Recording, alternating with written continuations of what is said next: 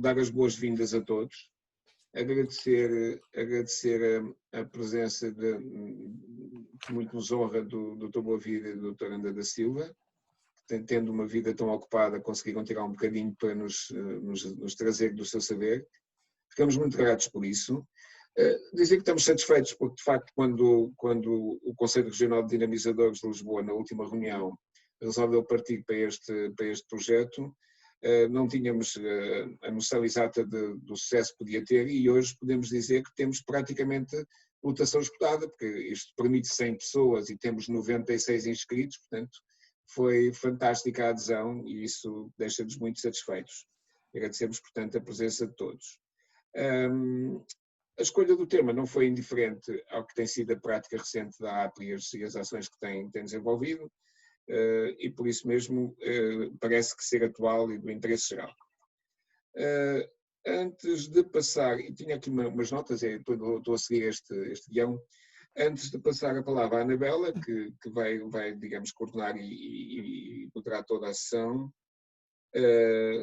tinha que vos pedir, dizer exatamente aquilo que a Anabela acabou de explicar às pessoas que não estão tão versadas neste aplicativo. É que, de facto, só são visíveis os oradores e a moderação, e cada um pode usar para fazer as suas perguntas que se deseja que o façam, obviamente, através na parte inferior do ecrã tem lá um ícone que tem, vou dizer em português, um Q e um A, e é através do Q e A que podem fazer as perguntas para que possamos ir guardando, para depois, na fase do debate, podermos propor às pessoas que usem este ícone. E pronto, desejar, reiterar os agradecimentos, desejar uma boa sessão, e a palavra e o comando das operações passa para a Anabela. Muito boa tarde a todos. Antes de apresentar os nossos oradores, gostaria de saudar a delegação de Lisboa da APRI por mais esta oportuna iniciativa, tão oportuna quanto aquela que teve no dia 10 de março, quando nós fizemos uma sessão com o professor Sá Clarides. Foi a última que conseguimos fazer presencialmente, embora já com alguns procedimentos de distanciamento social, e que se chamou Coronavírus Responder à Ameaça. Nessa altura ainda nem lhe chamávamos Covid-19, nem SARS-CoV-2, que era o coronavírus. A verdade é que foi tão oportuna, 4 dias depois a OMS declarou o estado de pandemia e 9 dias depois entrava em vigor o estado de emergência em Portugal. Nós percebemos que a ameaça era séria, ainda sabíamos pouco sobre o assunto, hoje sabemos muito mais. Aliás, estes 2 meses de confinamento obrigaram-nos a aprender imenso sobre os mais variados temas, e penso que nessa altura nós não tivemos a noção exata do impacto que esta pandemia ia ter nas mais diferentes vertentes da nossa vida. E agora, 2 meses depois de estarmos confinados, abrimos para o desconfinamento e entramos num mundo completamente novo, e percebemos, julgo eu, que o confinamento não foi a parte mais difícil desta história. É por isso que é tão oportuno, nesta altura, outra vez numa medida de antecipação, digamos, fazermos esta sessão, sobretudo dirigida aos grupos de risco, e eu ponho aqui umas aspasinhas, aos grupos de risco. E para isso convidamos, e passo já a agradecer aos nossos oradores, que são muito ilustres, não precisam de apresentações, mas o Dr. Aranda da Silva, que tive agora o gosto acho que já nos tínhamos cruzado noutras alturas, que foi o primeiro presidente do Infarmed, é conselheiro do Centro Europeu para a Prevenção e Controle de Doenças, foi entre 2005 e 2015, e é presidente da Fundação para a Saúde, SNS. O Dr. Boavida, eu apresento já os dois de vez para lhes dar depois a palavra durante toda a sessão. Dr. José Manuel Boavida é muito conhecido da APRE, agradeço também a disponibilidade, mais uma vez, desde os primeiros dias da APRE, que corresponde sempre aos nossos pedidos para participar nestas sessões sobre saúde. E o Dr. Boavida é médico endocrinologista, especialista em endocrinologia e nutrição, tem dedicado a sua vida profissional quase toda ao combate contra a diabetes e é neste momento o presidente da Associação Protetora dos Diabéticos de Portugal, APDP. Eu não tomava mais tempo e passava já a palavra ao Dr. Aranda da Silva para nos falar de desconfinamento. Eu agora não tenho aqui a sua apresentação visível. Recomendações terapêuticas e medidas terapêuticas e recuperação do SNS. Eu acrescentei ao desconfinamento desses dois temas, como dizia há bocado, porque acho que toda a gente gosta um pouco de saber o que é que vai acontecer com as medidas terapêuticas, portanto, não é só o desconfinamento. E começaria por dizer, primeiro, que agradecer o vosso convite, e que eu também sou sócio da APRA há pouco tempo, um grande amigo meu de infância que convenceu-me, o José Manuel Catarino Soares, meu amigo do tempo de estudante de Coimbra, e eu também sou sócio da APRA, convencido pelo José Manuel.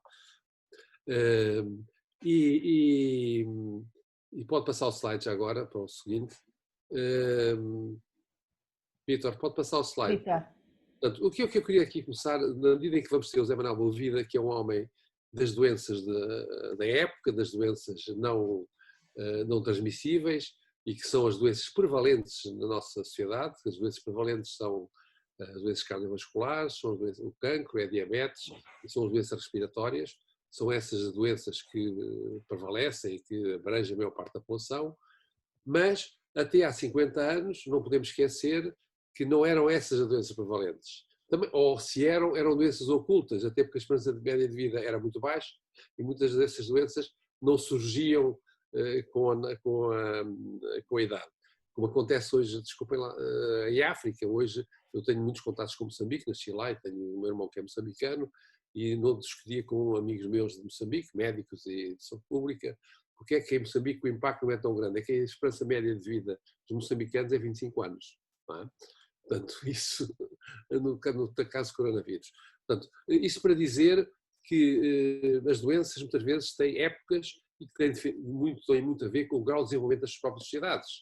E nas sociedades europeias, como nós vivemos, hoje as doenças prevalentes não são as doenças infecciosas. No entanto, nos últimos anos, eu, como aqui foi dito, pertenci durante 10 anos, era representante do povo europeu, eu não vou contar a história, no European Center of Disease Control em Estocolmo, eu mais um médico, mais um enfermeiro, além dos peritos dos vários países, e foi uma experiência muito rica do ponto de vista pessoal, porque era o único farmacêutico, era o único que percebia de medicamentos no meio daquela gente toda, que eram epidemiologistas, e recordo-me que a SARS e o H1N1 foram grandes sustos que se apanharam, para não falar no ébola, foram grandes sustos que se apanharam em relação à reemergência de doenças infecciosas e o impacto que elas têm hoje na sociedade.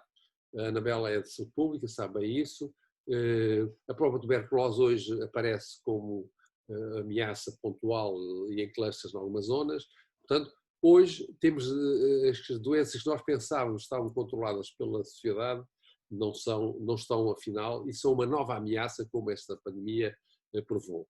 E, portanto, para esse tipo de doenças, a medida mais importante são medidas de saúde pública, não tínhamos ilusões, e depois são medidas terapêuticas que têm a ver com as vacinas, com alguns fármacos antigos e com os medicamentos específicos, no nosso caso concreto, estamos a falar do vírus, são os antivírus. Pode passar o slide, se faz favor. Vítor. E acho que esta pandemia leva-nos a pensar que possivelmente as doenças transmissíveis que nós julgávamos mais ou menos controladas, apesar do déficit que há muito grande de vacinas e antibióticos, é uma opinião pessoal, e resultado um pouco da nova sociedade que vivemos nos últimos 30, 40 anos. A globalização terá trazido algumas coisas positivas, mas em muitos outros aspectos, nomeadamente do ponto de vista económico, na minha opinião, isso é uma opinião pessoal, que trouxe também aspectos muito negativos, como aliás esta própria pandemia tem vindo provar.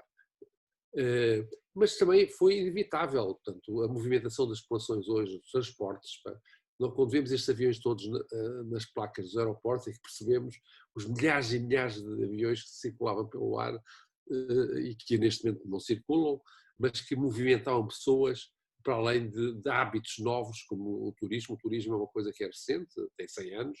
No século XIX só os tipos muito ricos é que faziam turismo, não era bem turismo. E, portanto, todas essas mudanças levaram a que, efetivamente, principalmente nos últimos 50 anos, a que as doenças não transmissíveis tivessem outro significado. E, nesse sentido, eu podia passar o slide, se faz favor. Eu diria que, para esse tipo de mudanças, a primeira medida, e o Conselho José Manuel Movida concorda comigo, são as medidas sanitárias fundamentais, tanto hoje como há 100 anos. Nós vamos ver, eu tenho lido algumas coisas e chama a atenção ao José Manuel Sobral, que do ISCTEC que tem muitos trabalhos sobre isto, nomeadamente sobre a pneumónica em 2018, em 1918. As medidas sanitárias de contenção de pandemias deste tipo, nomeadamente a vírus, são medidas fundamentalmente sanitárias. São aquelas que nós conhecemos, a higiene individual, a lavagem das mãos, distanciamento físico, queda respiratória, a proteção individual. E continuam a ser hoje, no período de desconfinamento, é isso a mensagem que eu gostaria de passar, nós hoje talvez tenhamos de readquirir alguns novos hábitos e no nosso dia-a-dia, sem continuar a utilizar, mesmo quando esta pandemia desaparecer, ou quando manter alguns bons hábitos. Eu lembro na altura quando o professor Correia de Campos disse que era muito importante para a infecção hospitalar lavar as mãos, não quer dizer que eu concordo com tudo o que o professor Correia de Campos tenha dito, mas com essa até discordo de muitas das coisas que ele fez, nomeadamente na área da farmácia, mas eu acho que a lavagem das mãos era efetivamente uma medida fundamental no evitar do controle da infecção hospitalar, como eu disse, há 10 ou 15 anos. E depois há as medidas que têm a ver com grupos específicos, como é o meu caso, portanto eu tenho mais de 70 anos, como o caso da Maria Rosário, e o Zé Manuel Júlio, que é mais novo, e o Vítor Júlio, que estava traçado também da minha idade, que nós efetivamente tem de haver medidas de proteção, principalmente neste caso concreto, que se sabe que é um vírus que tem uma incidência e é mais mortal nesse grupo como diz a Maria do Rosário muito bem, como é que é o termo que costuma usar agora para chamar velhos? Eu esqueço-me sempre desse termo. Portanto, é importante nós termos... Mas, no fundo, eu julgo que também é muito importante haver um equilíbrio entre a proteção dos direitos individuais e a questão da proteção sanitária. Porque a verdade é que, às vezes, medidas autoritárias e que não sejam compreendidas pela população podem ter consequências desastrosas na própria vida das pessoas. E há pessoas que, hoje, falando com colegas da área da saúde mental, há situações gravíssimas neste momento no nosso país devido à incompreensão do que está a passar e à falta de conhecimento dos riscos e da forma de comportamento que as pessoas devem adotar. Não só das pessoas mais idosas, eu tenho uma neta, por exemplo, de 18 anos, que é uma miúda cultíssima, muito boa aluna, que não me deixa aproximar 50 metros. 50 metros também é um exagero. E eu não consigo convencê-la de outra maneira.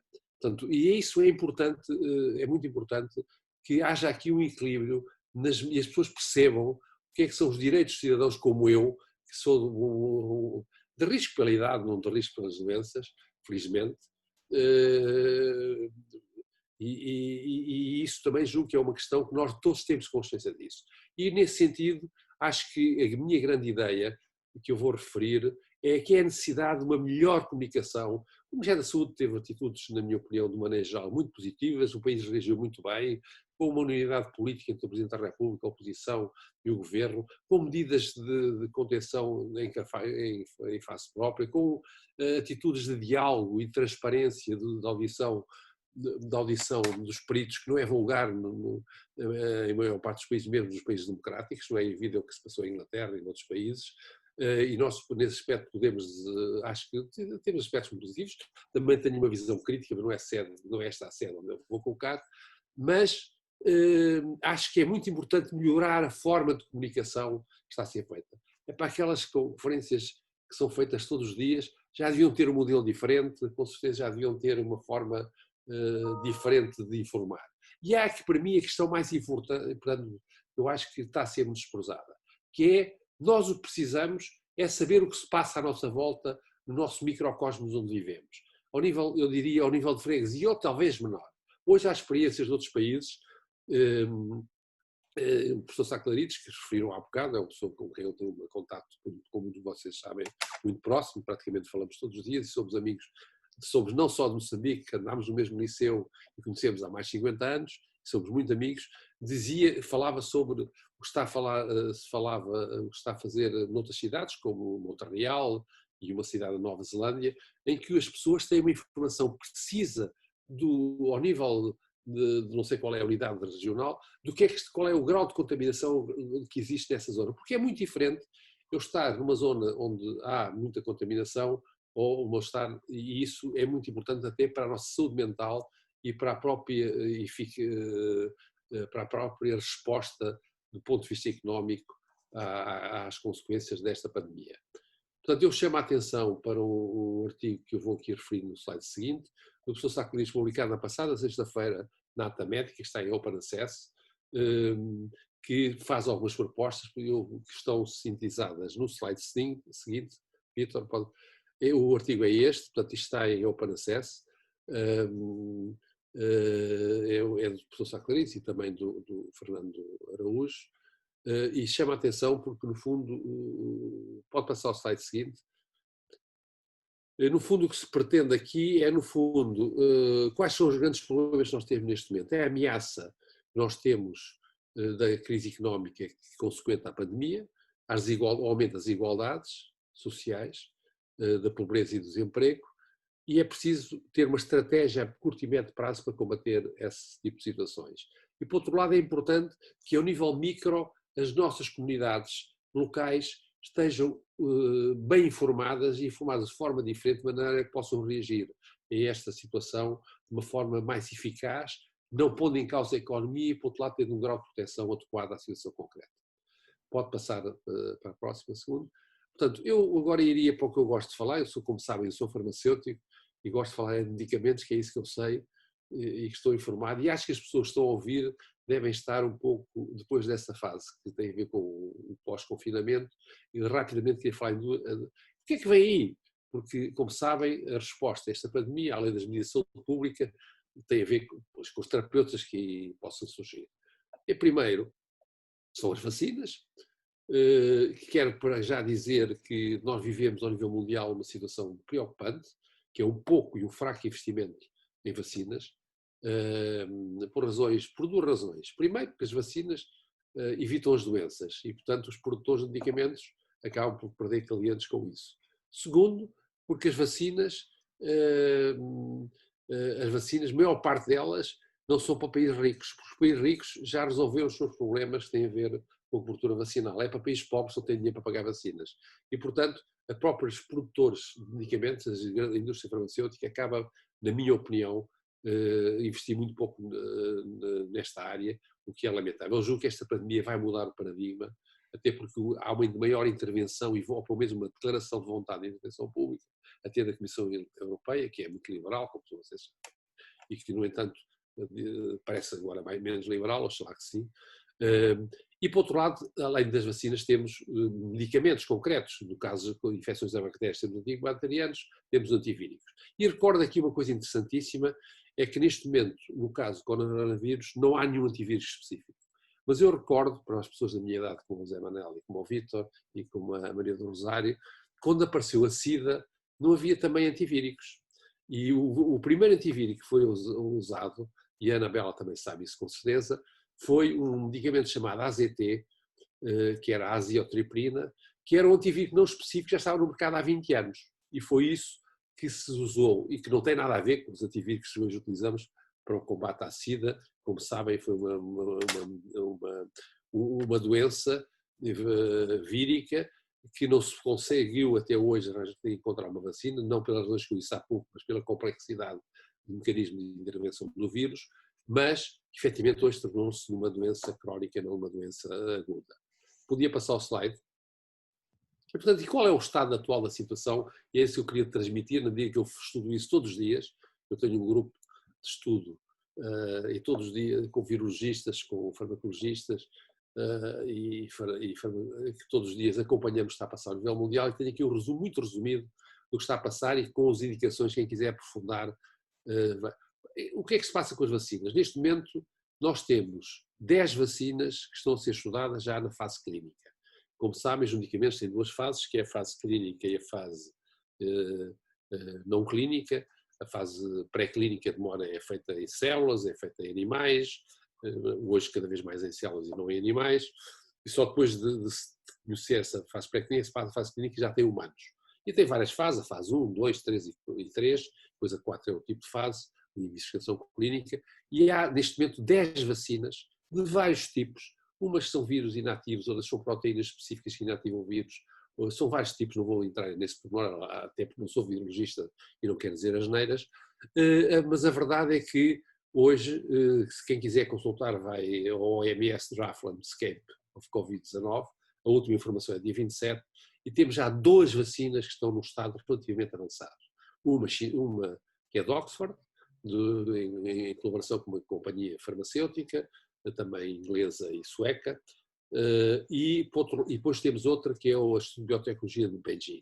Já estão na fase 3, os resultados são bastante positivos, apesar da empresa de Oxford estar com problemas, que é os doentes dos ensaios clínicos, como os médicos que aqui estão presentes sabem bem, são doentes pré-selecionados, eu costumo dizer que são doentes quimicamente puros, que não podem ter comorbilidades, não podem, têm um intervalo de idades também controlado, e a verdade é que a dificuldade que está a haver neste momento é pôr os doentes que têm a vacina em contato com doentes infectados, porque não é tão fácil como isso. Na China parece que eu não sei o que é que fizeram, porque você meteram uma série de tipos infectados no meio de uma sala e meteram lá para lá os doentes do ensaio clínico e nesse têm resultados mais positivos e mais avançados do que o caso da Inglaterra, que é preocupante.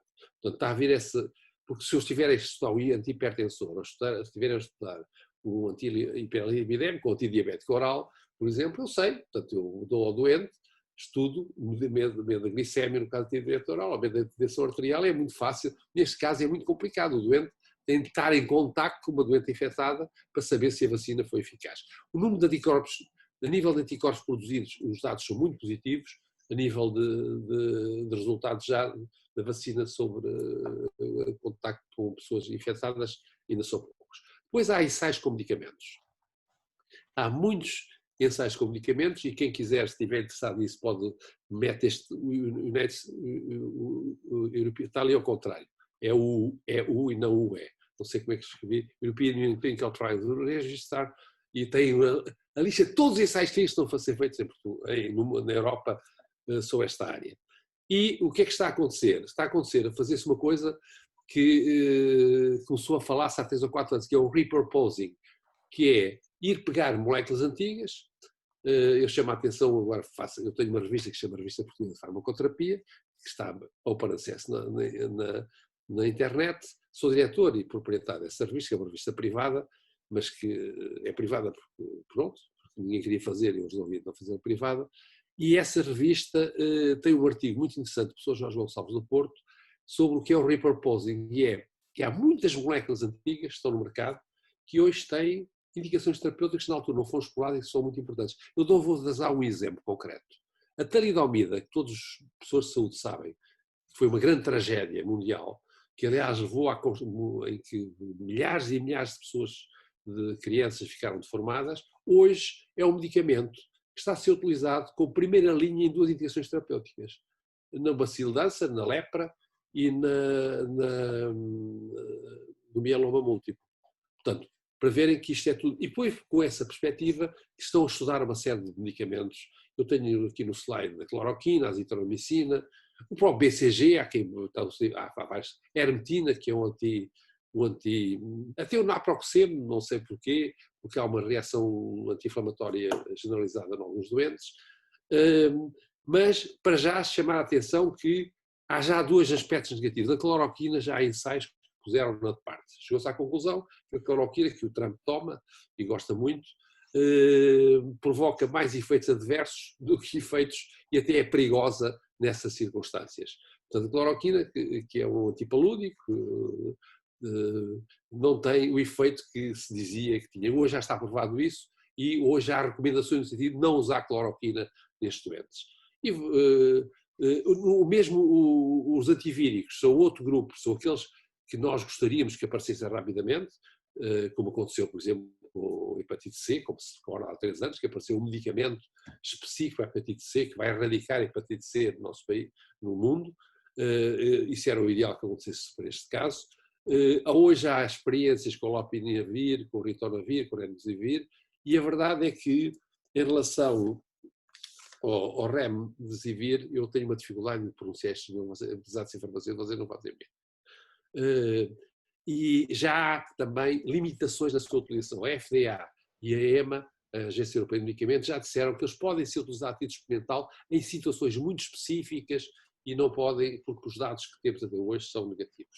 Por exemplo, isto para dizer, o próprio Infarmed tem uma circular que está na internet, que descreve este tipo de medicamentos, que quer dizer que não há perspectivas a curto prazo de que apareça um antivírus específico para este tipo de doença. Isto vai demorar 1 ano, talvez, pelo menos, e porque eu não acredito que este tipo para os dados que há neste momento não parece que será por aí o caminho. Pode passar ao próximo slide.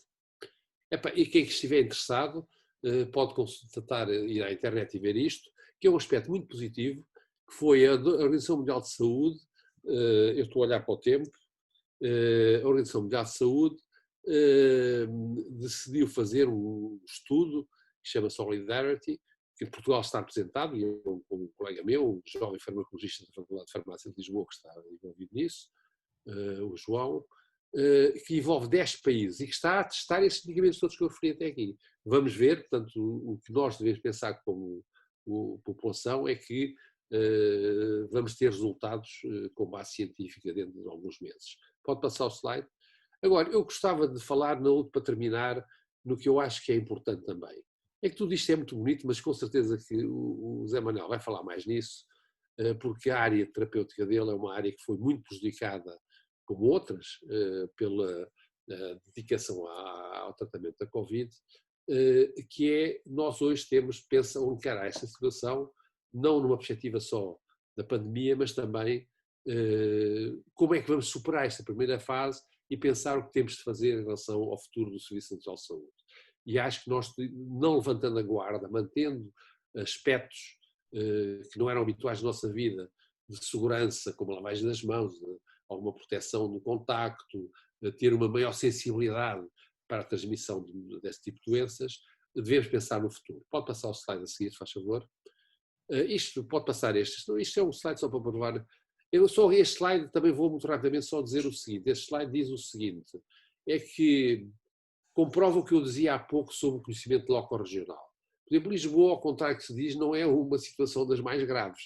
O que é mais grave são clusters na zona de Lisboa, que é a Zambuja, é o bairro das Minas, portanto, é muito importante o dizer que, por exemplo, Lisboa, a situação está grave, é preocupante e é errado. Como vem em Lisboa, isto são os dados do meu amigo Rosalvo de Almeida, que julgo que alguns de vocês conhecem, do Porto, que se dedica a todas as semanas emitir o seu relatório próprio, e eu aproveitei, pedi licença e aproveitei esses dados. E, portanto, isto comprova um pouco o que eu dizia, é preciso saber o que se passa mais ao nível micro-regional, porque senão as pessoas não têm um comportamento adequado. Pode passar o slide para terminar. E falando em nome da Fundação de Saúde SNS, que é uma fundação, como costuma, é uma fundação de tesos, não é uma fundação rica, porque a gente não fala em fundação, pensa logo em muito dinheiro, nós não temos dinheiro, somos uma fundação de militantes de defesa do SNS, andamos a pedir dinheiro aos outros, mas pensamos, isto é tirado de um comunicado saído recentemente da Fundação, que a resposta deve, no fundo, ter estas grandes linhas. Primeiro, haver uma boa coordenação a nível central e com a coordenação local. Isso parece-me que tem-se conseguido, é um aspecto positivo da resposta a esta pandemia. e, por outro lado, fazer uma boa coordenação entre as várias intervenientes nesta, também que eu acho que é um aspecto muito positivo que aconteceu na resposta a esta pandemia, e oxalá que se continue a atuar dessa maneira em termos de saúde pública. E é importante também a questão dos profissionais, não podem continuar a ser maltratados, senão vão para a Inglaterra ou vão para o privado. E, finalmente, é importante também a questão que também esta pandemia demonstrou da possibilidade da academia e as áreas de investigação e até as áreas ligadas à produção de medicamentos. Para terem uma ideia, que pouca gente sabe isso, nós temos cerca de 15 fábricas de medicamentos em Portugal. É a minha área, desculpem lá. A maior parte dessas fábricas vivem da exportação. Não vivem de... Mas tem uma coisa positiva, é que elas produzem os medicamentos essenciais. São os medicamentos que 80% da população utiliza, não é daqueles que a APDP, os doentes da APDP utilizam. Não digo aqueles mais sofisticados, mas aqueles de primeira linha. E a verdade é que se conseguiu um aspecto muito positivo, é que essas fábricas estavam a exportar.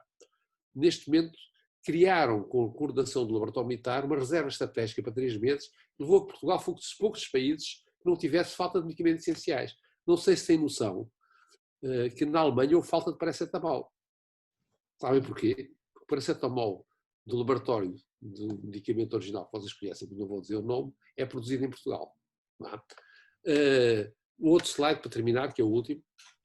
Portanto, era importante nesta nova face a fase que houvesse, como dizia no artigo do professor Sá Clarides, uma estratégia a médio, até ao final do próximo ano, permite perceber muito bem o que vai acontecer, porque nós temos de navegar à vista, porque há muito desconhecimento ainda sobre o vírus, e muito desconhecimento sobre o que está a acontecer, mas é importante, temos sempre, eu sou militar e dou muita importância a isso, temos sempre uma visão estratégica a mais longo prazo.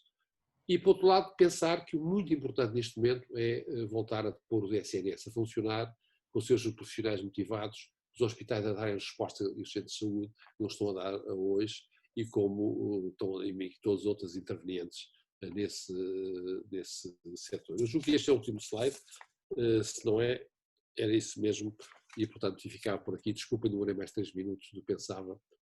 Muito obrigado. Muito obrigada, muito obrigada. Retiramos 3 minutos noutro sítio qualquer. Eu passo já a palavra então ao José Manuel Boavida e à sua apresentação, para termos depois algum tempo para perguntas no final.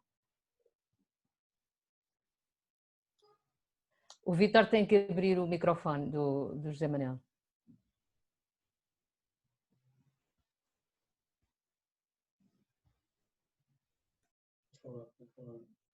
O Dr. Boavida tem que ativar o seu micro. Tem que ser o Vítor a ativar. Vítor? Não, acho que tem que ser, neste momento acho que eu... já está. Já Pronto, está ativo. ok, já está.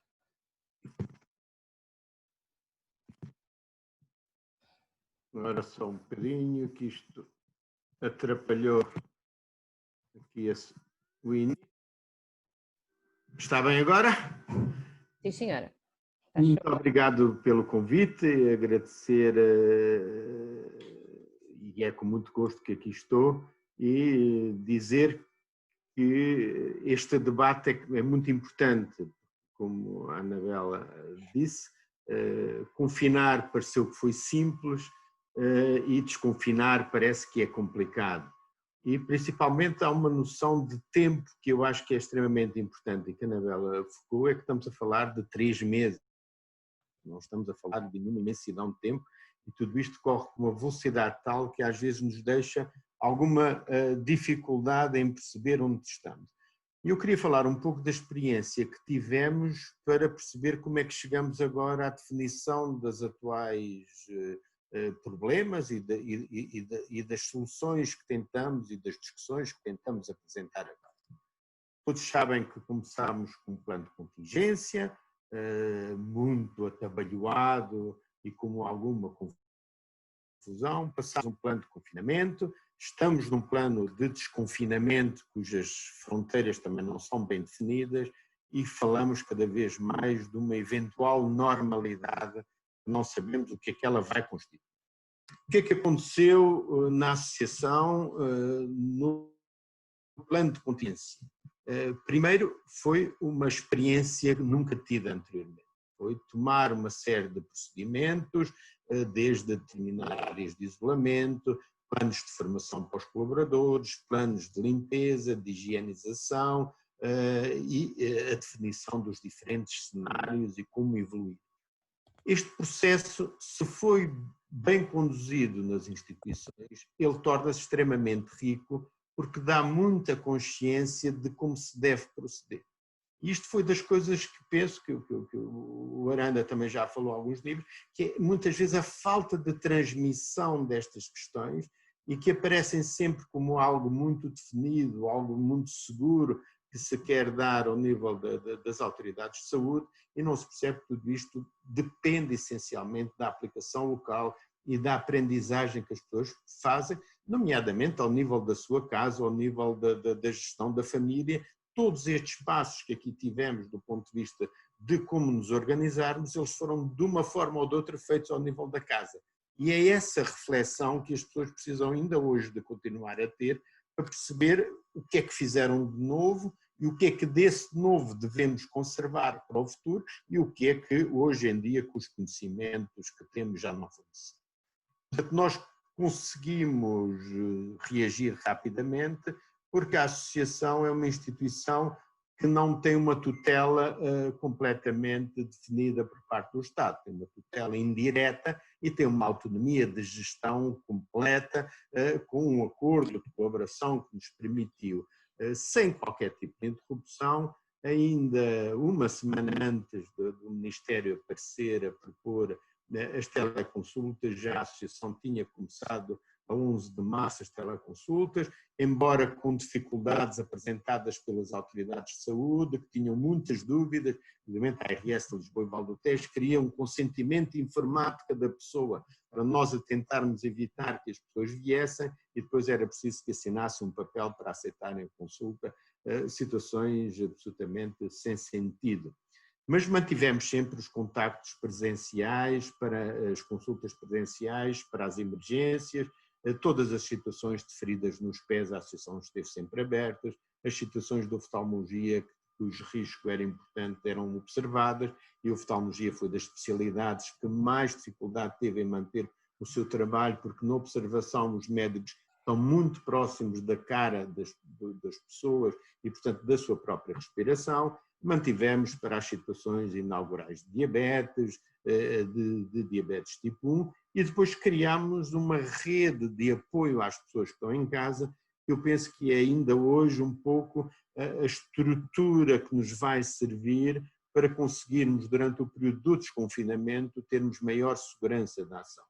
Foi uma linha gratuita às pessoas com diabetes de todo o país, que chegou a ter 300 chamadas por dia e que continua a funcionar, que atendia pessoas das ilhas, pessoas até do estrangeiro e, portanto, que não necessitavam de ser sócios da associação.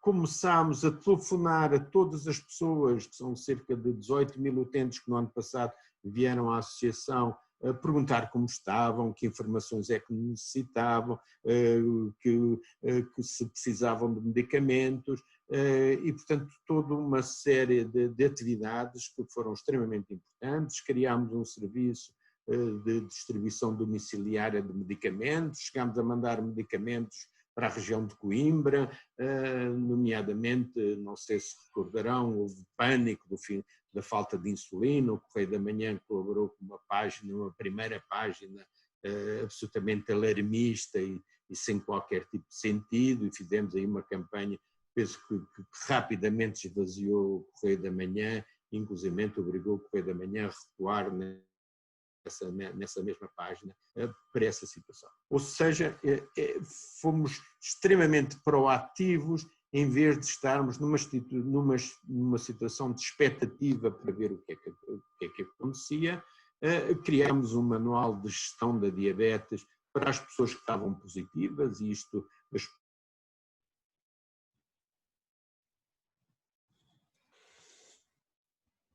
médicos de família, mas muitas vezes a diabetes descompensava e nem sempre era possível estar a acompanhar essa eu acompanhei pessoalmente casos de diabetes em jovens com Covid positivo na zona de Matosinhos, na zona do Seixal, ensinei através da internet um homem de meia idade a iniciar a insulina, a adaptar-se à insulina, a controlar-se, e portanto percebemos que há barreiras que até aqui eram intransponíveis e que não são de maneira nenhuma, e que podemos estar muito mais próximos das pessoas e ajudá-las muito mais, e portanto começamos a ter mais coragem de avançar, coisas que até aqui seria impossível pensar-se que se ensinaria alguém a fazer insulina e injetar-se através de sistemas tão simples como o WhatsApp e do visor do WhatsApp e do envio dos medicamentos através do transporte já estabelecido anteriormente. E a seguir, muita informação e formação para os pais das crianças e o pânico. Lembro-me que ainda antes do dia 15 de março publicámos um primeiro estudo que os chineses tinham, que não tinha sido internada nenhuma criança com menos de 20, num jovem com menos de 25 anos, com diabetes tipo 1, que imediatamente descansou muito dos pais. Fomos criticados porque estávamos a desconsiderar a doença e ela podia ser perigosa. A nossa vida é todo um risco.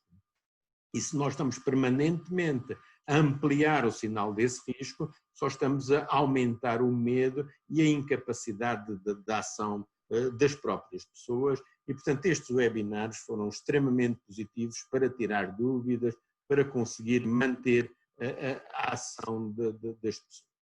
E entramos finalmente na fase do desconfinamento, com uma ideia essencial, no que diz respeito à diabetes, mas que é verdade em relação a muitas outras doenças, é que uma diabetes compensada, a taxa de sobrevivência anda nos 99% e, portanto, só em todas as pessoas com a diabetes mal controlada é que a taxa de mortalidade, portanto, aumenta e, portanto, podendo chegar nesta população mal controlada ligeiramente acima dos 10% se as pessoas forem infectadas. Mas aqui uma das grandes confusões que o Ministério criou sempre é que o risco das doenças só existe se elas forem infectadas. Portanto, a primeira preocupação é estarem preparadas e bem controladas para terem, no caso de terem o azar de serem infectadas, tudo isso poder não ter impacto grande nas pessoas. Nesta fase do desconfinamento, o que é que a Associação fez? Abriu as consultas de primeira vez, abriu as especialidades, cardiologia, oftalmologia, já de uma maneira muito mais aberta, e encontrou as medidas de segurança para os profissionais os utentes. Temos sempre a questão das máscaras, das viseiras, do gel com álcool, discutimos com todas as pessoas o problema dos sapatos e o problema da roupa, as garantias de distanciamento, nomeadamente nos elevadores, nas escadas, nas salas de espera, nos gabinetes oncológicos, e criámos à entrada da associação um mini inquérito epidemiológico para saber se as pessoas tiveram algum risco ou não tiveram. Fazemos a avaliação de temperatura e oferecemos às pessoas para fazerem um teste sorológico à sua imunidade. O que é que isto quer dizer? Não é um teste para ver se tiveram o vírus, é um teste para ver se alguma vez tiveram contato com o vírus, e nos 500 primeiros exames sorológicos que fizemos, encontramos uma prevalência de 1%, o que quer dizer que estamos à espera da imunidade da comunidade, estamos muito longe dela, e a maior parte dessas pessoas que tiveram positivos tinham história de contacto com pessoas com Covid e, portanto, tiveram a sua própria infecção, nenhuma delas tinha precisado de ser internada e só 1/3 das pessoas é que tiveram casos assintomáticos, mas provavelmente andaram a espalhar o Covid.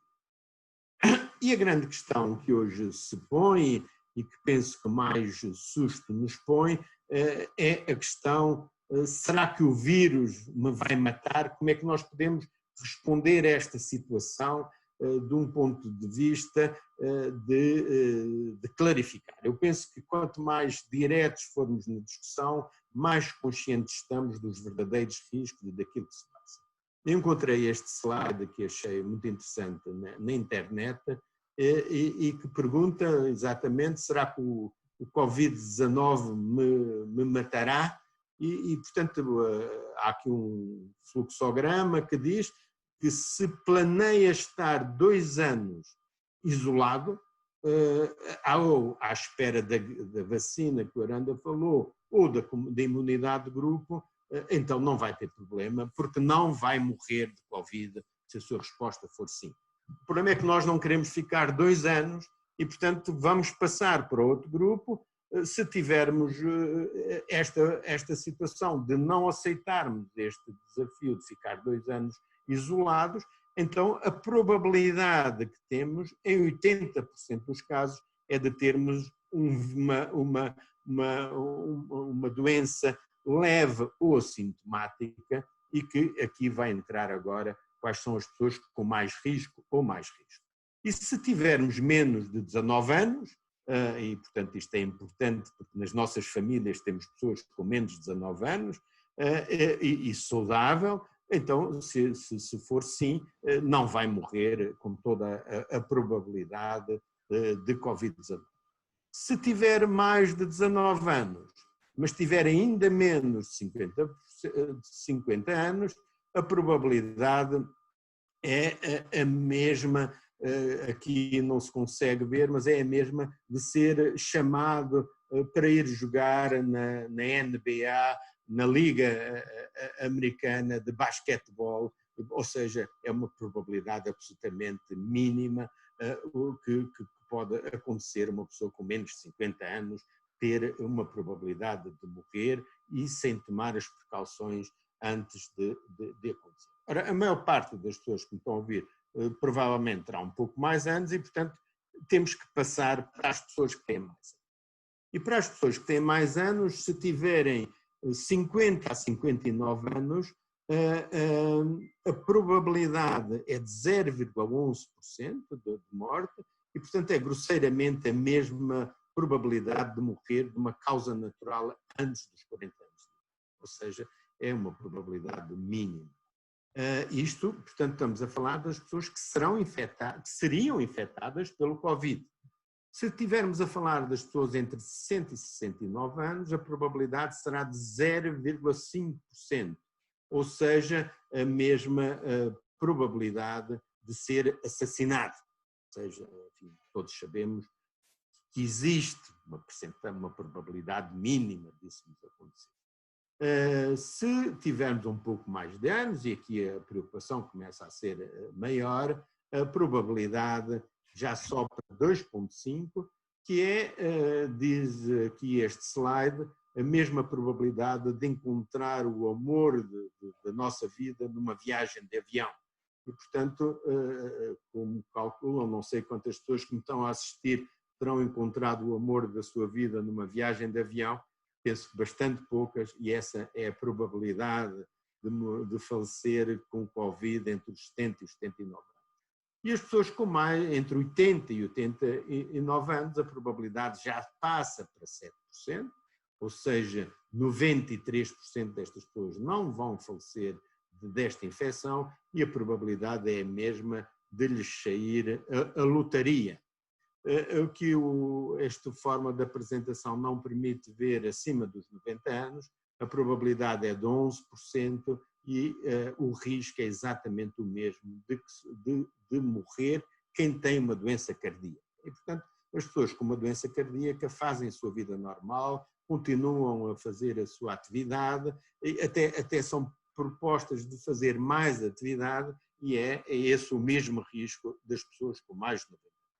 O que quer dizer que temos que pensar a normalidade enquanto o vírus não se dissipar através da vacina ou da imunidade de uma forma mais objetiva.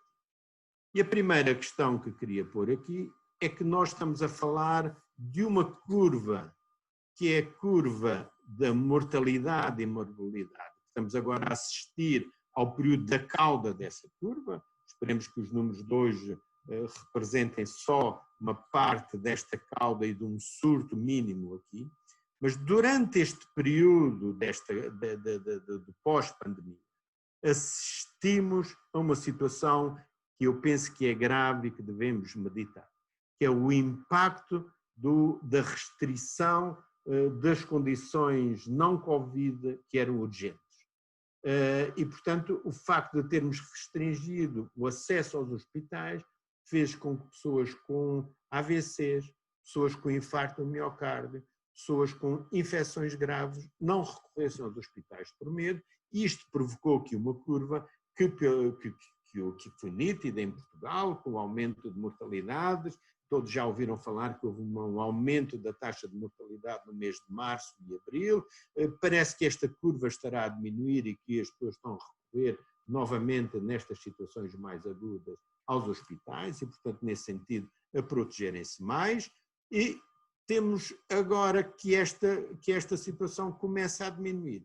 Vamos ter uma terceira curva, que é essa que me tem preocupado do ponto de vista da diabetes e destas mensagens extremamente negativas que o governo teve ao tirar a diabetes e a hipertensão dos cuidados de risco, porque todos os alertas para as pessoas e todos os apoios que as pessoas têm são extremamente importantes, que é a terceira onda, que é a interrupção dos cuidados nas doenças crónicas. Sabemos já que está a haver um aumento das amputações porque houve uma diminuição da atividade dos cirurgiões vasculares. Estas situações serão também verdade nos olhos e, portanto, temos que tomar aqui uma atenção extremamente importante para socorrer estas pessoas. O que é que eu quero dizer com isto? Quero dizer que não podemos olhar para o desconfinamento como um problema só da Covid, só do vírus. Temos que olhar para o problema global da saúde, porque é esse que neste momento está a provocar mais mortes do que o próprio Covid e, portanto, é contra essa condição global este enquadramento que temos que ter. Há, por fim, uma quarta onda, que é esta que aqui temos, que é a onda do impacto ao nível do trauma psicológico, enfim, toda esta discussão sobre as pessoas com mais idade, com mais anos, enfim, que são sujeitas a um trauma enorme de isolamento, de falta de afetos, de afastamento, de proibições de visitas, e em que não se encontrou medidas suficientemente corajosas de encontrar respostas que obviamente têm que existir, porque é mais confortável ficarmos no confinamento e na negação dos problemas do que propriamente encará-los de frente e percebermos esta situação. Esta quarta onda do impacto, ainda hoje na reunião do Conselho Nacional de Saúde eu dizia, quem é que pode pensar que as crianças entre os 7 anos e os 16 anos estão enfiadas em casa, na fase em que o contacto de grupo, a importância de ganhar autonomia em relação à família, de crescer, de maturidade, estão afastados. Não é possível mantermos esta situação e, portanto, por mais receio que temos que ter suficientemente coragem para percebermos que não é esta população que é perigosa e que, se queremos que ela saia, temos que encontrar soluções. Hoje já há testes que são mais caros, provavelmente, mas temos testes que se fazem em 45 minutos.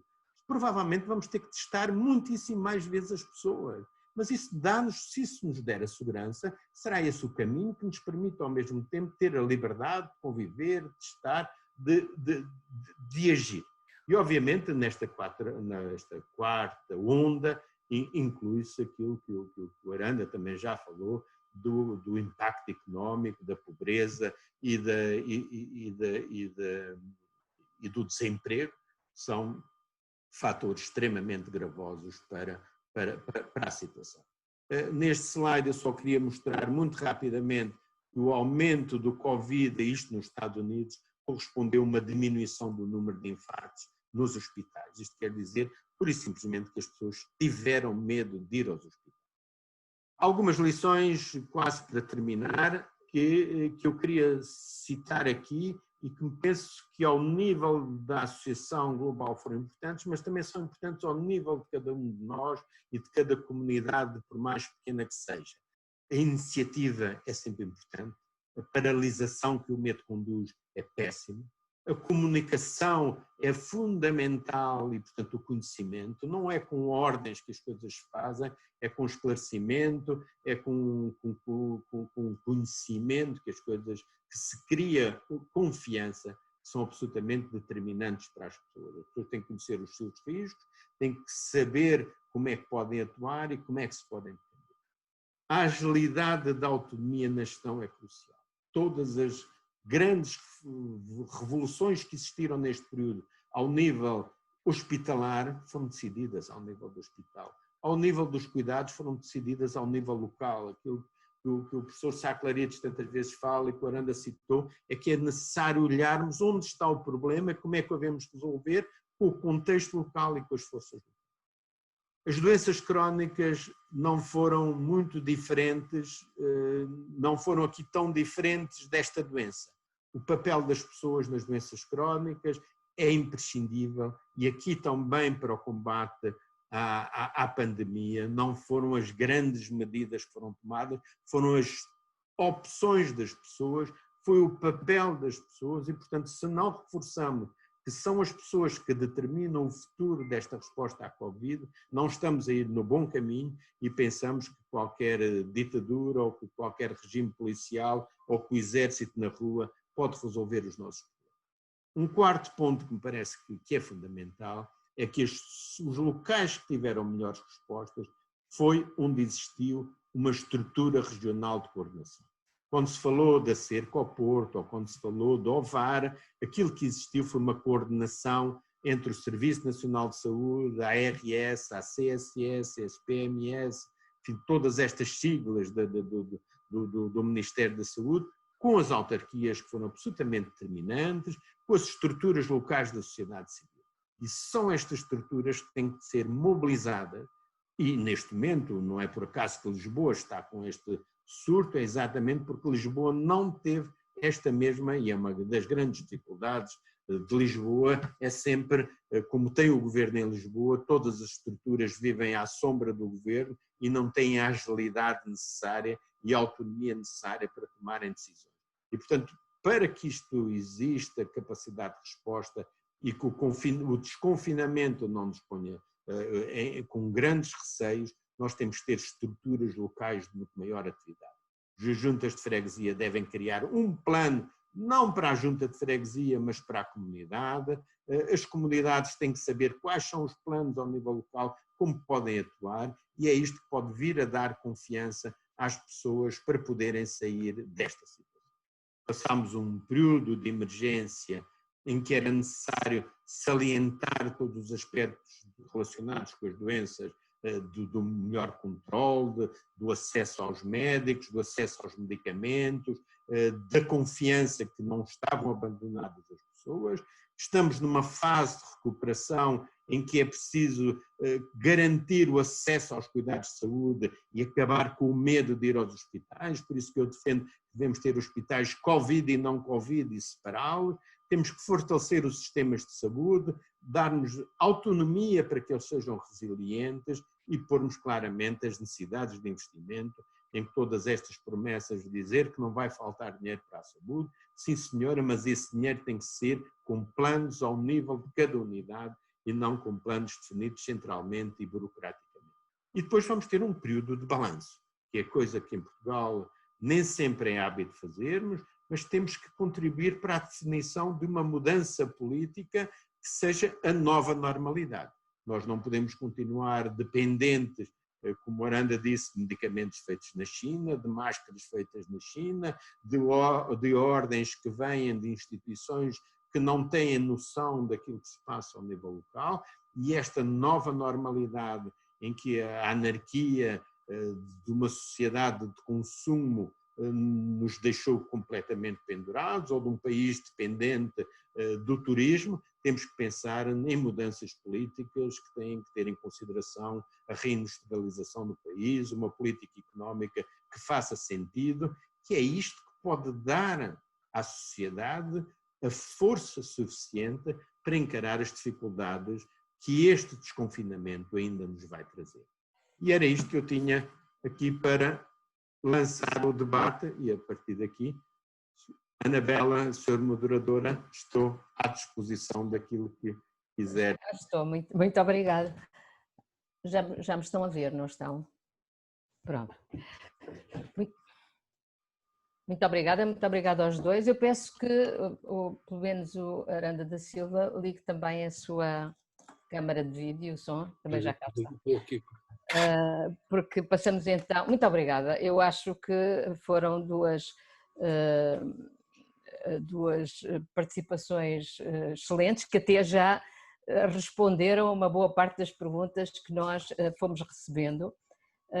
E agora temos este bocado para podermos aprofundar um bocadinho essas mesmas perguntas. E eu começaria por falar ao Aranda da Silva. Aliás, os dois abordaram este assunto, que é a estratificação do risco e eventualmente tem havido alguns problemas de comunicação com este assunto do aumento do número de novos casos de infecção em Lisboa ou na região de Lisboa,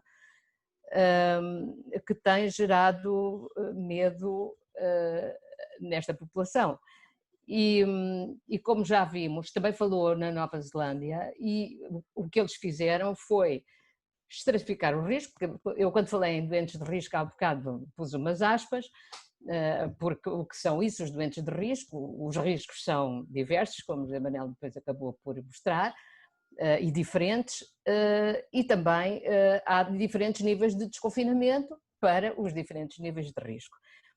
No caso particular de Lisboa, há aqui duas perguntas a propósito, falando que os números de Lisboa no dia 1 de junho foram preocupantes, foram 193 novos casos, mais do que os casos registados em Espanha e Itália, que têm populações 4 e 6 vezes superiores. Não ouço, Rosário, está a dizer qualquer coisa? Não ouço.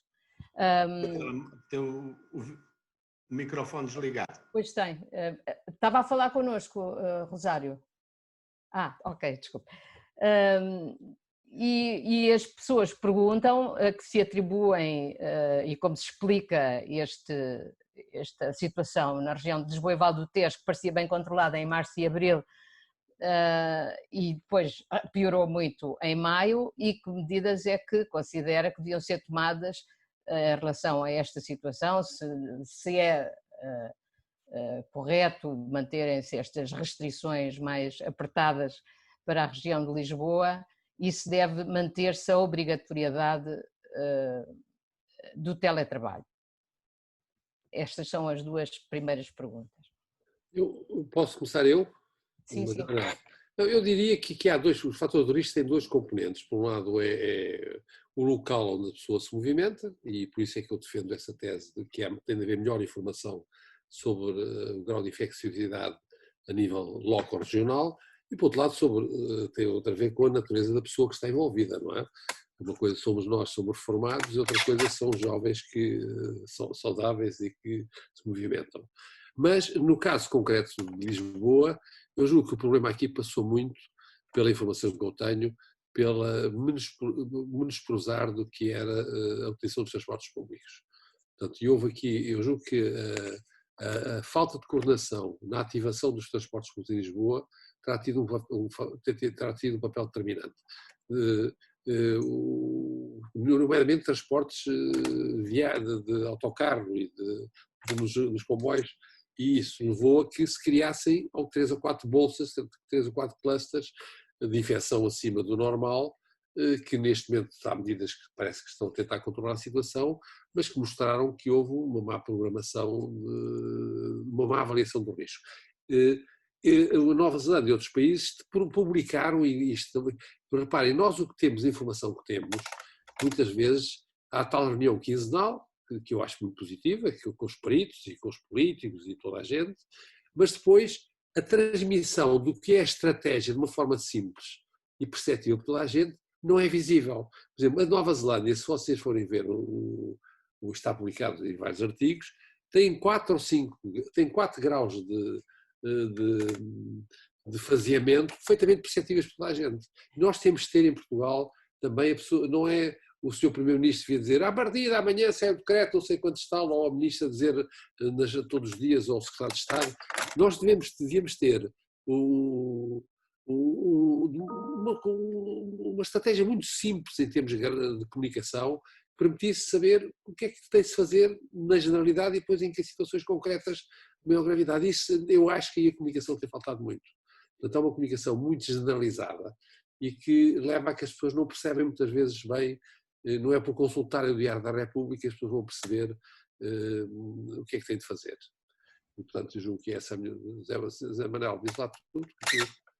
Não, eu estou de acordo. Há aqui...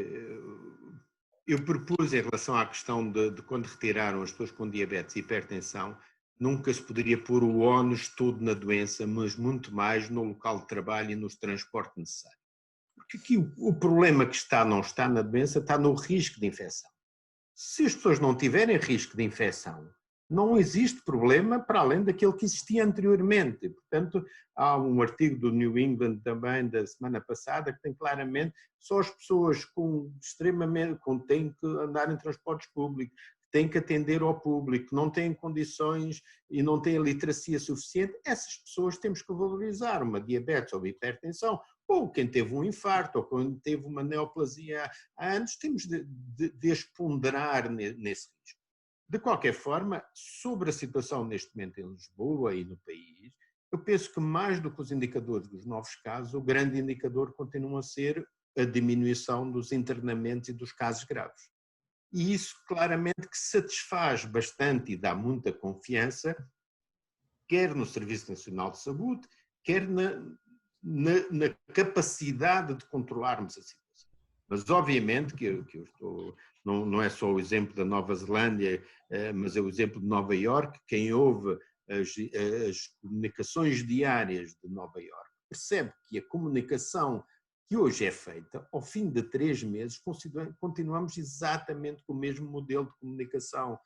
Quantos testes se fizeram, enfim, que não chama a atenção. E depois são conferências, só elas focadas naquilo que eu tenho chamado na infecção. As pessoas estão infectadas, depois como se não houvesse mais vida para além daquilo. O que é que acontece às outras doenças? Qual é o estado de saúde da população portuguesa? Qual é a responsabilidade perante todas as outras doenças que existem? A mortalidade pelo Covid é extremamente pequena em relação à mortalidade global. E, portanto, vamos tentar fazer conferências de imprensa sobre a saúde dos portugueses, sobre as prioridades e, em relação ao Covid, termos uma estratégia clara que nunca existiu, de testagem, de encontrar as zonas mais perigosas. E não há um debate que eu tive desde o início com os colegas de saúde pública, é que a estratégia que tem sido seguida até agora é de estarem sentados à espera dos casos sintomáticos. Aparece um caso sintomático e vai-se ver quem são os contactos e isolam-se esses contactos. Mas não se fizeram análise desses contactos. Ora, não fazendo análise desses contactos, estamos a perder os contactos dos contactos que estavam infectados. E, portanto, estamos a perder a rede e, portanto, toda a engrenagem e estamos a manter muitos casos assintomáticos que vão continuar a permitir o aparecimento de surtos.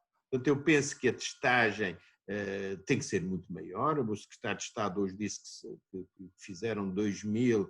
Ontem a secretária de Estado dizia que era possível fazer em 7.000. Portanto, nós temos que oferecer confiança às pessoas, que as autoridades estão no terreno, estão a procurar testar não só as pessoas infectadas, mas todos os contactos de toda a árvore que se gera a partir de uma pessoa infectada, e a partir daí nós conseguimos isolar os casos e termos a situação que neste momento eu penso que não existe.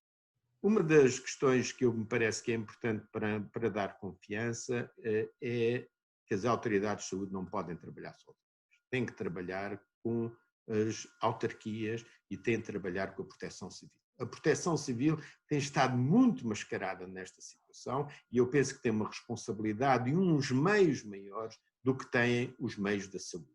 E, portanto, estarmos a confiar que os meios da saúde são suficientes, eles não são porque não têm estruturas locais, quer pela diminuição do investimento que existiu, quer pela própria natureza da organização dos serviços de saúde, e, portanto, é necessário reforçarmos aquilo que são todas estas estruturas. A estratificação do risco tem que se fazer, neste momento é capaz de ser bastante mais arriscado uma pessoa com diabetes ou com hipertensão ou com um cancro ou com suspeita de alguma coisa não se tratar, não ir ao médico, não ser acompanhada, do que ter os cuidados, enfim, que todos sabemos que temos que ter para nos protegermos e não sermos infectados.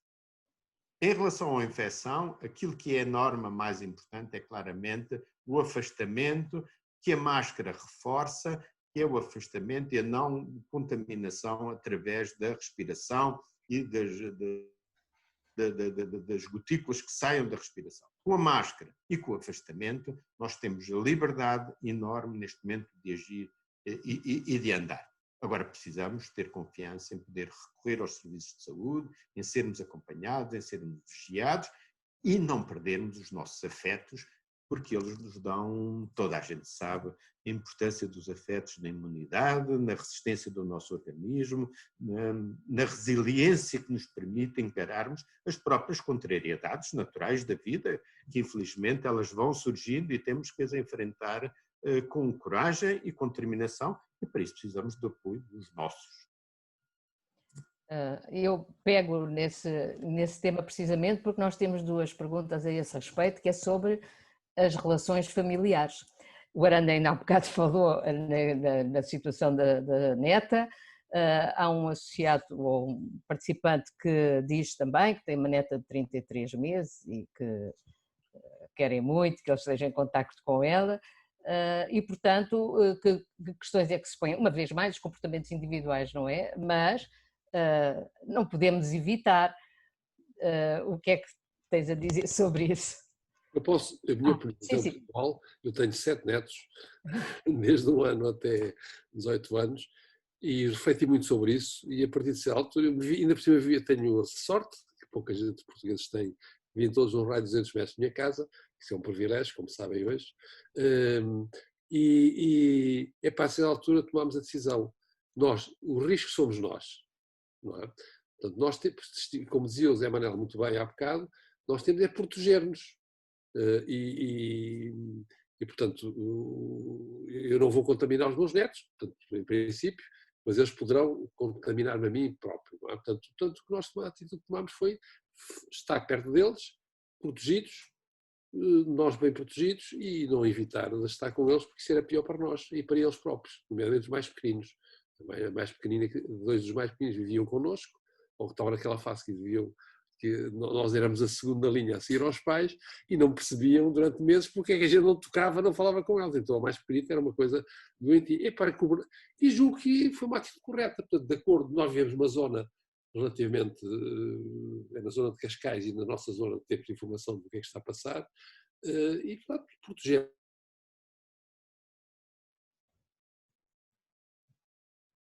Acho que a internet do Aranda caiu. Pronto, espero que ele retome, mas vamos continuando. Eu penso que a gestão da ansiedade nessas famílias é um processo que tem que resolver um pouco pela própria... Aranda, força. Não disse nada, estou falando. Tem que ser gerida um pouco na família e pode ser apoiada nisso. É preciso discutir ao nível familiar e ponderar as situações, como tudo na vida se faz assim. Portanto, não encontramos aqui nenhuma solução para essa família ou para outra que não possa essencialmente ser resolvida pelos próprios. As regras do jogo sabemos quais são.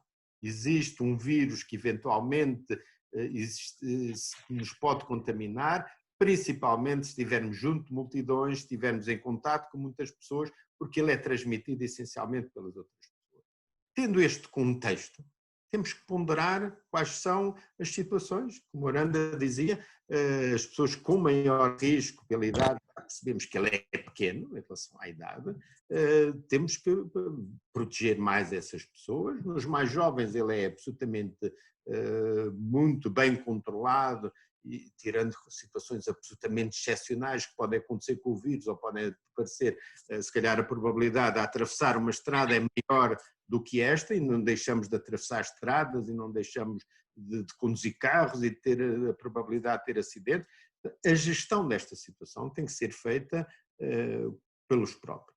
Se houver alguma dúvida, poderão, enfim, consultar alguns técnicos que possam, conhecendo-os, conhecendo a sua história clínica, conhecendo a sua história de saúde, poderão ajudá-los a tomar uma decisão mais ou menos arriscada. Mas, basicamente, eu penso que a questão é esta: protegermos suficientemente para não podermos... É um sentimento dos jovens que é muito importante, que temos que reconhecer. Eles não querem ficar com o sentimento de culpa de que nos estão a infectar. Sem dúvida. Também temos que ajudá-los a ultrapassar isso. E isso implica que estaremos protegidos quando estamos com eles. Eu tenho uma filha médica que trabalha nas urgências e nos cuidados intensivos e, portanto, sempre está, todos os dias trabalha com Covid, vem jantar à minha casa e em casa guardamos a distância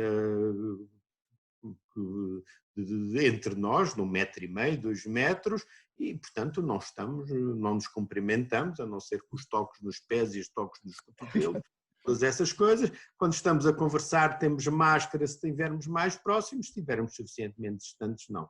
Corro risco de ter a minha filha que trabalha com Covid em casa, corro.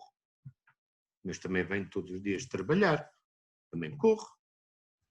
O que é que os profissionais de saúde deveriam fazer se não quisessem correr riscos? Não iam trabalhar. 10% dos infectados são profissionais de saúde. Não é brincadeira. Em Inglaterra morreram milhares de profissionais de saúde. Se formos todos fugir, o que acontece a esta sociedade? Todos vivemos sempre com algum risco e com alguma consciência de que é que pode ser maior ou menor e de como é que assumimos esses riscos. É a vida sempre foi e será assim. Muito obrigada. Há muitas perguntas muito específicas sobre usar máscaras só no interior, em espaços interiores ou também no espaço exterior, se é seguro ir às esplanadas, e eu acho que voltamos sempre ao mesmo, não é? Os comportamentos individuais são os mais importantes nessa circunstância e a pessoa tem que medir o nível de risco que está disposta a correr.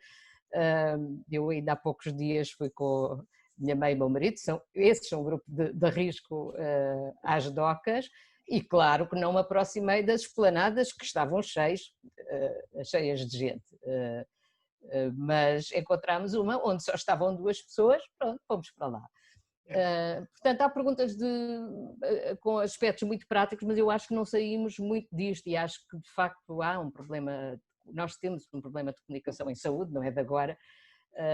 Devíamos ser mais objetivos e práticos, como vocês têm estado a ser. Há ainda uma pergunta sobre consequências psiquiátricas. Acham que elas são piores? Há sem dúvida danos psicológicos e emocionais depois deste período, e eles serão piores para as pessoas mais velhas ou piores para os jovens, como vocês disseram, têm vivido uma vida completamente contra a natura, não é? Do ponto de vista social. Eu acho que o problema da saúde mental é um problema gravíssimo em Portugal, não é? Não é de agora, não é de Covid, e oxalá que o Covid venha alertar para essa situação. Portanto, o nosso sistema de saúde mental tem sido, na minha opinião, maltratado, do ponto de vista organizativo e até do ponto de vista da sociedade, da resposta que podia dar à sociedade, e julgo que nós vamos ter casos complicados, neste momento, não só nos idosos, há casos já muito complicados, por exemplo, idosos que estão nos lares. Tenho falado com alguns colegas e amigos que estão trabalhando na área da saúde mental. Ainda falava com um ontem que é professor nessa área e dizia que ao nível dos lares há situações muito complicadas, as pessoas não verem as famílias, não contactarem as famílias, e nos jovens também há. Eu, por exemplo, a minha neta de 18 anos, que é uma miúda cultíssima, artista, com muitas qualidades, não consigo, anda em pânico, porque tem medo de fazer mal aos avós, que gosta muito, foi criada por eles também, não é? Mas isto tudo tem que ser tratado. Eu acho que isto é uma rica oportunidade para se olhar para a saúde mental, que é uma das áreas deficitárias do nosso Serviço Nacional de Saúde, que tem que ser encarada de forma diferente. Eu penso que a questão dos lares é uma discussão que enfim, é mais complicado. Tem abordado e que é extremamente complexa. Colocar hoje uma pessoa num lar implica, na maior parte dos lares, estar 14 dias isolada, logo, mesmo em cuidados paliativos, 14 dias isolados da família, sem qualquer lógica, nem do ponto de vista técnico, nem de qualquer ponto de vista. Portanto, esta atitude extremamente fria e seca das instituições é em grande parte pela forma como o serviço, como o Ministério da Saúde quis responsabilizar as instituições. Ora, não é o Ministério da Saúde que tem capacidade de ajudar as instituições locais a mobilizar meios de proteção e meios. É localmente que isso pode fazer. E, portanto, aí as câmaras podem ter um papel extremamente importante, quer no fornecimento de educação, de formação, de meios, e que deveriam ter sido desde o início articuladas aí. E, portanto, esta responsabilização que se criou neste momento uma carapaça à volta das instituições e dos lares, que é extremamente desumana, quer para as pessoas que lá estão, que não os deixam ver os familiares, não os deixam falar e não há implicação nenhuma, desde que sejam mantidas as distâncias, desde que sejam todas as regras que temos estado a falar. É possível estar com os familiares e, portanto, é obrigatório poder estar com os familiares e poderem-se fazer essas situações. Porque senão a solidão, todos sabem bem o efeito que ela provoca e a diminuição das resistências que ela causará e de todos conhecidos. É evidente que as crianças sofrerão, mas a capacidade das crianças se adaptarem, enfim, é muitíssimo maior do que é aquela que é das pessoas com mais idade. E, portanto, aqui temos que ser, tem que haver um apelo permanente à compreensão desta situação.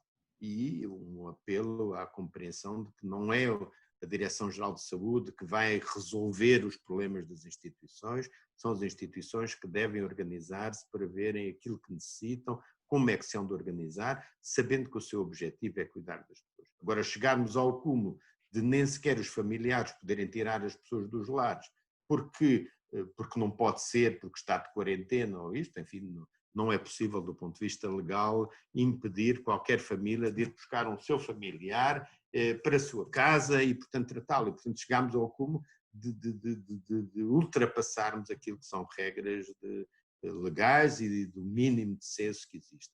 E, desse ponto de vista, o problema de mais psicólogos que possam ajudar, de mais linhas telefónicas, de eventualmente conversas que se possam ter.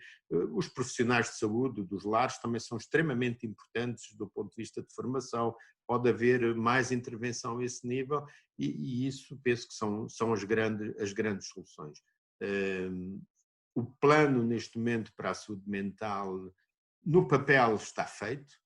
Entre o papel e aquilo que se faz há sempre distâncias muito grandes, mas passa em grande medida por terem núcleos de coordenação ao nível regional. Isto implica ter psicólogos no Serviço Nacional de Saúde, psicólogos que possam orientar a grande maioria das situações de saúde mental, em que os psiquiatras podem controlar essas situações através do contacto com os psicólogos, através da prescrição da medicação e, portanto, de uma visão menos centrada neles, mas mais centrada numa estrutura de apoio. Mas depois temos toda uma outra série de técnicos que são aqui absolutamente fundamentais, são nomeadamente os assistentes sociais. Os assistentes sociais não estão integrados no Serviço Nacional de Saúde, a não ser para os mandar para os lares. Os assistentes sociais têm que fazer parte do Serviço Nacional de Saúde para perceber o risco de cada pessoa. Uma pessoa que tem um nível de literacia universitária ou uma pessoa que não sabe ler nem escrever tem um nível de risco completamente diferente. uma pessoa que está em situação de pobreza ou que está numa situação de desafio, de grande sossego económico, tem uma situação completamente diferente perante a saúde.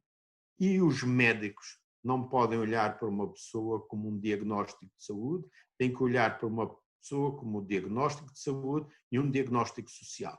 Este é um dos grandes projetos que eu tenho proposto e que tenho defendido, é que não pode haver processo no Serviço Nacional de Saúde que não tenha a identificação do contexto sociopsicológico das pessoas, para podermos ter uma visão mais global das suas necessidades e de como é que as podemos ajudar.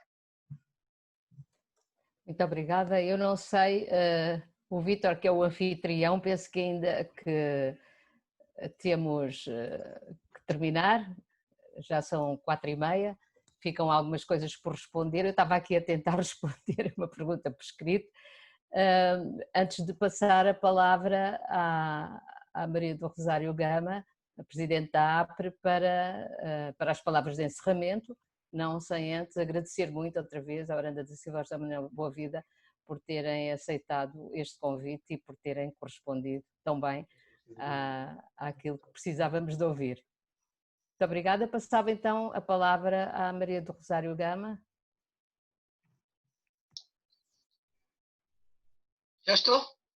Já, sim, senhora. Já. Então, eu renovo os agradecimentos ao professor José Aranda da Silva, nosso associado como de honra, ao Dr. José Manuel Boavida, que esperemos que quando se reformar também passe a ser nosso associado, à delegação de Lisboa, na pessoa do Vítor, que mesmo com problemas de saúde conseguiu organizar este evento de grande qualidade, à doutora Anabela, que moderou a sessão, membro da nossa direção, a todos os dinamizadores que divulgaram esta iniciativa, incluindo os dinamizadores do blog, do Facebook, a todas as estruturas da APRE, a todos os associados. E eu quero primeiro reconhecer o papel da tecnologia neste tipo de trabalho. Nós estamos aqui numa ação e é engraçado porque desde que começou esta situação de estado de emergência e de confinamento, estes processos de comunicação passaram a ter um valor extraordinário e aumentaram de tal maneira que acho que a Zoom, inclusivamente, passou a ter recordes de ganhos. Fartou-se fazer dinheiro com isto.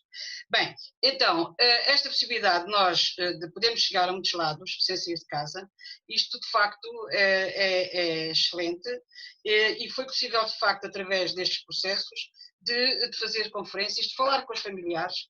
E eu, quando falo aqui em falar com familiares, falo com aqueles que estiveram impedidos de sair de casa, por exemplo, as pessoas que estão nos lares, que falaram com os familiares através das novas tecnologias, do WhatsApp e do Zoom e do Skype, e, portanto, isto permitiu, de certo modo, estas tecnologias permitiram, de certo modo, aliviar o sofrimento das pessoas que se sentiam mais abandonadas. Até porque nos lares, nesses locais, o facto das pessoas, de um momento para o outro, passarem a estar impedidas de comunicar com os familiares e a ter um conjunto de funcionários à sua volta, todos mascarados, para algumas pessoas deve ter sido uma situação absolutamente incrível, que se imaginaram num outro local qualquer que não naquele em que estavam habituados e imaginaram muitas vezes, muitos deles, que as famílias os tinham abandonado. E, portanto, estas tecnologias permitiram-nos também assistir a estas duas maravilhosas intervenções que cumpriram, mais uma vez, aquilo que são os objetivos da AP, que é a defesa dos nossos direitos. Neste caso, estamos a falar das questões da saúde. Agora, eu também queria aqui chamar a atenção que há muitas pessoas, ou por motivos económicos, ou por iliteracia informática, não têm acesso a este tipo de informação. E não tiveram acesso também a contacto com familiares. Muitos deles, isolados, o único contacto que tiveram foi através do telefone, portanto não visualizaram. Mas tiveram um meio de informação bem complicado, que foi a informação diária na televisão. E isto aqui, queria realçar aquilo que disse o professor José Aranda da Silva sobre o modo como a comunicação está feita. A informação diária é importante Só que nestes relatos diários, as mortes por Covid passaram a ser um número. Nós dizemos hoje tivemos tantas mortes, ontem tivemos tantas mortes, e nem sequer dá para pensar que foi o cidadão António ou foi o cidadão José que morreu. Foram mortes indiscriminadamente. Portanto, o número de infectados também diariamente tem sido uma fonte de angústia, não descansa ninguém, esteja mais atento, embora esse número tenha vindo a diminuir.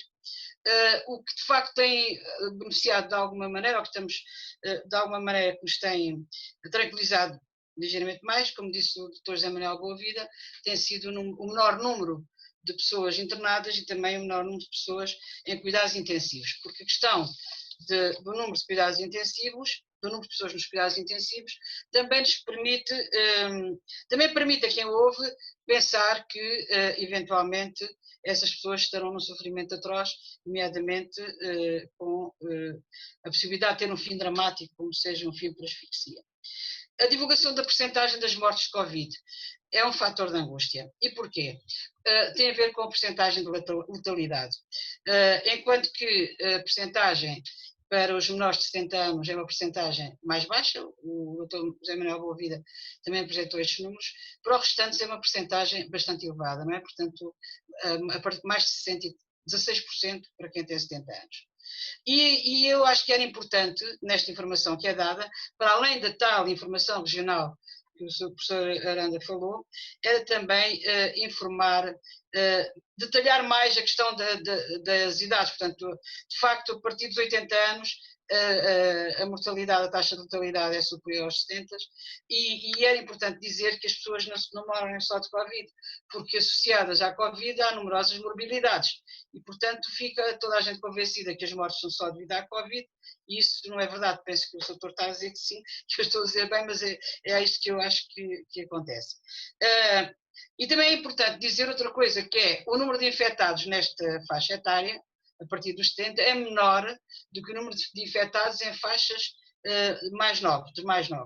E, portanto, isto significa que nós, apesar de tudo, temos menos possibilidade de contágio, porque também estamos menos contagiados. Como sabem também, através da comunicação social, havia uma ideia de que as pessoas deveriam ficar confinadas até ao fim, até que houvesse uma vacina. E isso poderia ser um tempo demasiado longo e eu acho que isso aumentou bastante as angústias das pessoas, de tal modo que há muitas depressões que ainda não estão totalmente sanadas. Nós contestámos, a APRO contestou, foi eficaz na sua contestação, através de uma carta aberta ao Primeiro-Ministro e à Ministra da Saúde e, de facto, apesar de ter que haver o equilíbrio que o professor Aranda falou, entre a proteção e a própria autonomia, é evidente que, mais uma vez, fica bem clara a importância de se ouvir as pessoas mais velhas nestas decisões. E nós tomamos essa posição de nos fazer ouvir. É que há uma coisa que é muito importante, que é proteger, não é decidir por alguém, por alguém que tem ainda capacidade para o fazer. Portanto, nós queremos essa autonomia. Este intuito proteccionista, que também já veio da parte de instituições da saúde e até do próprio governo, isto funciona, para nós, ou para muitas pessoas que ainda são autónomas e que ativas, funcionou para algumas como um meio de nos menorizar e desrespeitar. E nós não queremos ser infantilizados, muito menos quando somos pessoas autónomas, e estamos conscientes dos perigos que corremos, porque nós sabemos que há um ser que é desconhecido, minúsculo, nós não o conseguimos ver porque ele não sobrevive se não for dentro de um ser vivo, e esse ser minúsculo está preparadíssimo para nos atacar. E nós temos de ter os devidos cuidados, mas temos consciência disso e devemos proteger-nos, devemos autoproteger-nos. Também temos consciência que se o confinamento, se as pessoas ficassem mais em casa, os filhos e netos também ficavam mais satisfeitos, porque eles também estão imbuídos de espírito protetor, como está a neta do professor Aranda, como estão os nossos filhos, como está a filha do doutor Boavida. Portanto, eles próprios querem ser os nossos protetores. Mas é preciso atenção que este espírito protetor também é um bocado incomodativo, instalou-se na sociedade e houve muitos danos que foram causados porque houve aumento. Uma das coisas que eu acho que é importante salientar é que no meio destas angústias todas houve um aumento do número de suicídios desde que começou o estado de emergência na população mais velha. Isto foi noticiado pelo Jornal de Notícias. O Daniel de Oliveira, no artigo do Expresso, refere-se a um estudo do Observatório da Solidão que revela que 75% das pessoas entre os 70 e os 75 anos sentem que estão a perder tempo de vida. E portanto, cabe-lhes decidir até que ponto querem perder mais tempo para nos dar o conforto de não aparecerem nas únicas estatísticas que temos os olhos postos. Isto é o que diz o Daniel de Oliveira. Outras pessoas achariam que a contaminação dos mais velhos não seria um problema. Eu lembro-vos que há determinadas percepções que são exemplos de estereótipos que continuam a prevalecer quando se fala da velhice. Lembro aqui a peste grisalha, lembro a Christine Lagarde, a diretora-geral do Fundo Monetário Internacional, se referiu ao aumento da esperança de vida como um risco económico ao qual temos que reagir, e lembro também o Ministro da Economia do Japão, que em 2013 disse que os velhos devem apressar-se a morrer. E lembro ainda Bolsonaro, que acha que é importante que os velhos desapareçam, e portanto isto seria um modo de aliviar as pressões sobre os gastos da saúde. Claro que nós não estamos nesta, não sabemos quantas pessoas pensam assim, mas nós estamos cá para resistir. Com o fim do estado de emergência, o estado de calamidade e o desconfinamento, houve algum alívio, mas o que é um facto é que há pessoas da minha idade, eu tenho 71 anos, e pessoas mais velhas, ativas, habituadas a uma vida preenchida, que decidiram continuar sem sair de casa, decidiram prolongar este confinamento. E estão há meses sem ver os filhos, a não ser através destas plataformas que nós aqui estamos a usar. Nós não defendemos de facto facilitismos, mas achamos importante combater o medo que se instalou na sociedade portuguesa e que se vai manter muito tempo. Eu acho que isso é uma das grandes alterações que nós vamos verificar. Roosevelt dizia que a única coisa que devemos temer é o próprio medo. Reiniciar a atividade que estas pessoas tinham antes da pandemia é necessário, mas eu acho que vai ser bastante difícil se o medo continuar. Sabemos que temos que nos adaptar a um novo ritmo, a novas formas de vida, a novas rotinas, a novas formas de relacionamento. Vamos ter que reaprender a viver e a sentir como se tudo fosse a primeira vez, num mundo que para todos se figura menos próspero. Vamos ter que tirar lições destes tempos de pandemia. E uma das grandes lições, entre muitas, a retirar deste tempo, consiste na necessidade de continuar a dotar o Serviço Nacional de Saúde de recursos adequados, como também aqui já foi falado, pois como ficou demonstrado, o Serviço Nacional de Saúde, como este, público, universal, gratuito e bem fechado, é uma condição de civilização. Nós, felizmente, temos este serviço que não distinguiu as pessoas mais velhas das mais novas, nem os mais ricos dos mais pobres. Eu vou terminar com um apelo e uma garantia. O apelo. A APE foi fundada num contexto de luta contra os ataques aos direitos e garantias dos reformados e aposentados, traduzidos em sucessivos cortes às pensões, quando em 2012 foi anunciada uma famigerada contribuição extraordinária de solidariedade. A evolução por uma conjuntura mais favorável contribuiu para que os reformados assumissem que o pior estava passado, não se justificando a preocupação e o estado de alerta que levou à filiação de milhares de reformados na nossa associação. Assim, muitos associados mobilizaram, deixando de pagar cotas e adiantes da intervenção da APE. Apesar disso, a associação não perdeu o sentido da importância da sua intervenção numa sociedade em que facilmente são desvalorizados os direitos de grupos minoritários ou da reduzida capacidade reivindicativa. Agora, na fase de dificuldades orçamentais que se adivinha, devemos estar preparados para defender os direitos dos reformados no debate sobre a afetação de recursos, especialmente na área da segurança social. Se não queremos ser fácil de novos cortes, é hora de agir e dar mais força à APE, apoiando as nossas iniciativas, pagando as cotas e trazendo mais associados. E agora a garantia? O papel da APE nesta fase crucial, ao estar presente e ao erguer a sua voz contra a discriminação que se perfilava para atacar o nosso grupo etário, contribuiu decisivamente para que fossem evitadas situações gravosas para os mais velhos. A APE continuará a defender as condições de dignidade dos seus associados, mantendo-se determinada no combate a quaisquer desvios dos valores universais fundadores das sociedades democráticas que defendemos. viva a AP, porque a AP está viva. Muito obrigada. Eu peço desculpa de falar ainda depois da nossa Presidente, mas eu esqueci-me de fazer um alerta que nos foi enviado por um dos associados presentes sobre as soluções desinfetantes.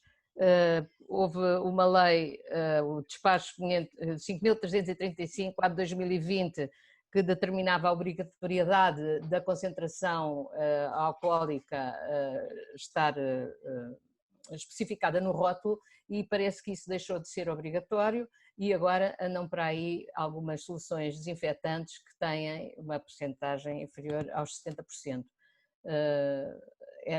E, portanto, têm que estar atentos quando comprarem solução desinfetante, de olhar para o rótulo e ver se de facto a concentração é pelo menos de 70%.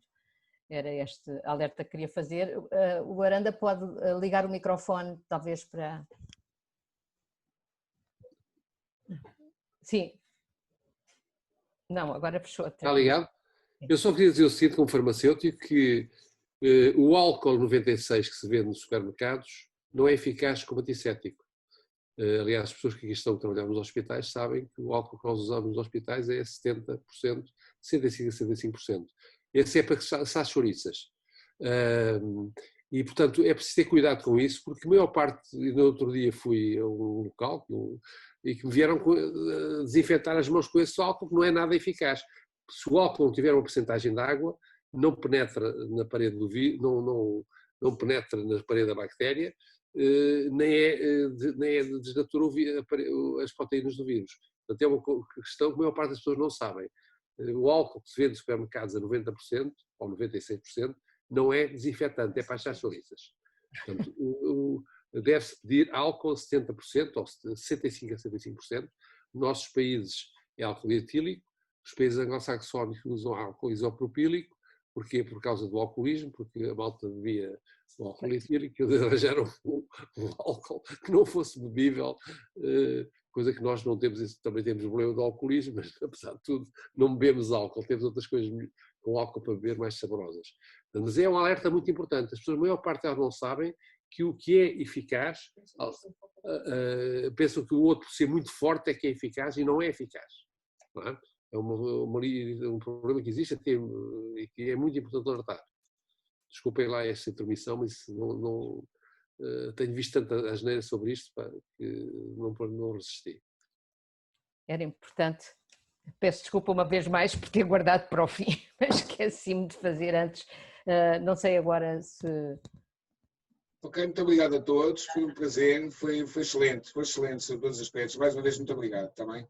Muito obrigado, boa tarde. Disponham. Boa tarde. Obrigado. Até à próxima. Até à próxima, boa tarde, obrigado. Boa.